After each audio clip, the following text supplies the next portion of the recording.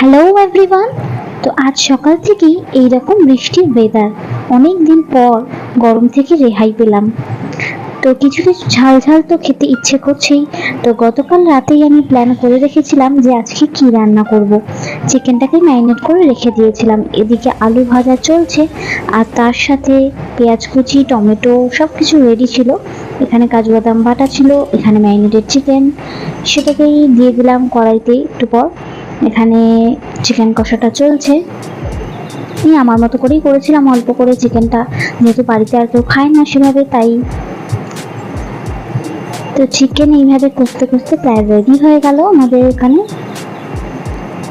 আর সেটাকে গার্নিশিং করেছিলাম ধনেপাতা দিয়ে, দেখতে খুব সুন্দর লাগছিল। তো এইভাবেই তৈরি হয়ে গেল আমাদের লাল লাল চিকেনের ঝোল। আর তারপর এটাকে প্লেটিংয়ে পালা। তো দেখতে এরকম হয়েছিল কড়াই থেকে নামানোর পর। তো আমি লেগ পিসটা নিয়ে নিয়েছিলাম, সাথে মাই ফেভারিট আলু। উইদাউট আলু আমি মাংস ভাবতেই পারি না। তো এখানে ঝোল নিয়ে নিলাম। তো এইবার বসে পড়বো খেতে। আর একটা ডিম সিদ্ধ নিয়েছিলাম, তো সেটা কাজে লেগে গেল গার্নিশিংয়ে। দেখো এটা দেখতে কতটা দারুণ লাগছে। তো এখানে একটা লেবুও কেটে নিয়ে নিয়েছিলাম, যাতে স্বাদ আরো দ্বিগুণ হয়ে যায়।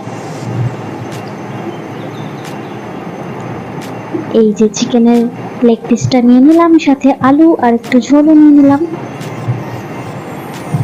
এখানে ভাত দিয়ে সবকিছু মেখে, এই যে চিকেনটা এত সুন্দর সেদ্ধ হয়েছে আর খেতেও দুর্দান্ত হয়েছে। এটা লেবু চিপে খেতে, আর সাথে ছিল আমাদের সে ডিম সিদ্ধ।